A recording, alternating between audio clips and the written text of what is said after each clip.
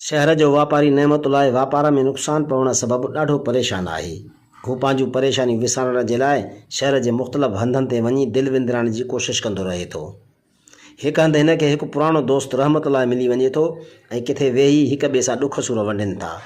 रहमतुल्लाह नेमत खे सलाह ॾिए थो। हिकु नओं कारोबार आयो आहे जंहिंमें 10 रुपयनि ते 500 रुपया बचनि था। तूं हाणे उहो कारोबार कर ऐं पंहिंजो कर्ज़ु लाहे। नेमत पुछियुसि, अहिड़ो कहिड़ो कारोबार आहे ऐं उहे 10 रुपया बि मां किथां आणींदुसि? रहमत चयुसि, लागत मां कंदुसि, तूं परवाह न कर। उहो आइस नशे जो कारोबार आहे। असांखे शहर जे हिकु कुंड पासे में हिकु बार खोलणी आहे ऐं कुझु नौजवान छोकिरियुनि ज़रिए अमीर माण्हुनि जे ॿारनि खे उन बार ते आणे कुझु ॾींहंनि लाइ उहो नशो मुफ़्त ॾियणो आहे ऐं पोइ जॾहिं उहे आदी बणिजी वेंदा त पाण पैसा ॾेई असांखां नशो ख़रीद कंदा। नेमत चयसि, यार उहो त ॾाढो ग़लति कमु आहे।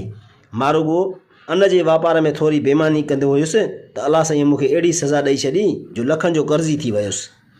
तूं त इंसाननि जे बचड़नि जूं ज़िंदगियूं खाइण जूं ॻाल्हियूं पियो करीं, पोइ उन जी सज़ा त अलाए कहिड़ी मिलंदी। न बाबा, मां ॿीहर महिनत ऐं ईमानदारी करे साॻियो कमु कंदुसि, पर तो वारी सलाह ते अमल कोन कंदुसि ऐं तोखे बि चवां थो त अहिड़ो कमु न कजांइ जो सुभाणे तुंहिंजो नसुल बि उन ख़राबु नशे जो आदी बणिजी वञे। जंहिं ते रहमत वराणियोसि, अड़े चरिया, हिन शहर में 3-4 जाइनि ते मुंहिंजो उहो कारोबार हले पियो। अलाए केतिरियूं नौजवान छोकिरियूं मुंहिंजे हिन कारोबार में कमु अचनि थियूं। सवें हज़ारे नौजवान छोकिरा फासाए उन्हनि खे मुंहिंजो ग्राहक बणाइनि पियूं। मुंहिंजो हिकिड़ो ई पुटु आहे ऐं मां कमायल दौलत मां उनखे पढ़ायां बि पियो त ॿियूं मिल्कियतूं बि ख़रीद कंदो पियो वञा।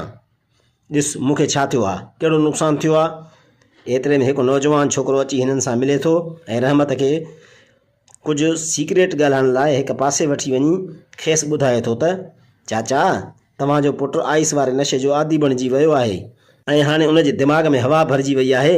सदाईं दोस्तनि सां विढ़े थो ऐं हिकु ॿिनि दोस्तनि ते मौतमार हमिलो बि करे चुको आहे।